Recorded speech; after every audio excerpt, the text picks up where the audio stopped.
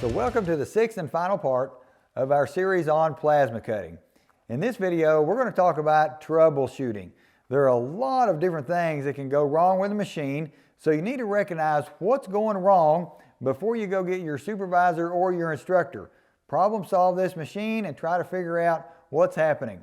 First and foremost, the most common is water in your air line. If you hear a very loud hissing sign, or if you see any copper spitting from the torch head, you're going to know that you've got some water in that air line. You may have to drain the compressor or install a dryer filter if that's what's going on. That water in air line will erode the small hole in the end of the nozzle, and you'll get irregular, fat, ugly looking cuts with a very large kerf. So check that one out if you hear that hissing sound.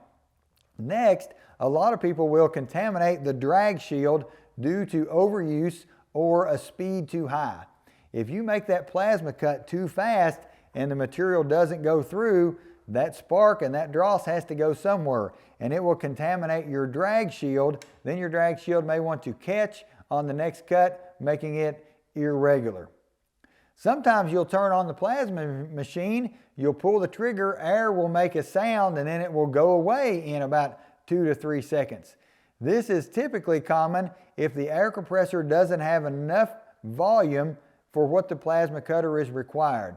For instance, if you're in a fabrication shop or in a school setting and you've got several other people using that air supply line, the plasma cutter is very demanding on the volume of air that it needs, so it may not have enough air. You may have to wait till one person finishes or increase the pressure coming out of your particular air compressor so that it will run the plasma cutter and all the other tools that your shop is going to require. A lot of different models of plasma cutters have different warning lights located on the front. So if your plasma cutter is not functioning properly, take a look at the warning lights and see if you have low airflow, or maybe, in some cases, there will be a short on the inside so that the tip is eroded so poorly, or the nozzle has been eroded, or sometimes the electrode is disintegrated, and you'll create a short on the inside and the plasma cutter won't allow itself to operate. So we hope that these small tips have been helpful in you to make your career plasma cutting to get your metal ready in better shape. If you like this series and you like Kentucky Welding Institute's videos, why don't you give our admin a call? Check us out at kwi.us and get enrolled.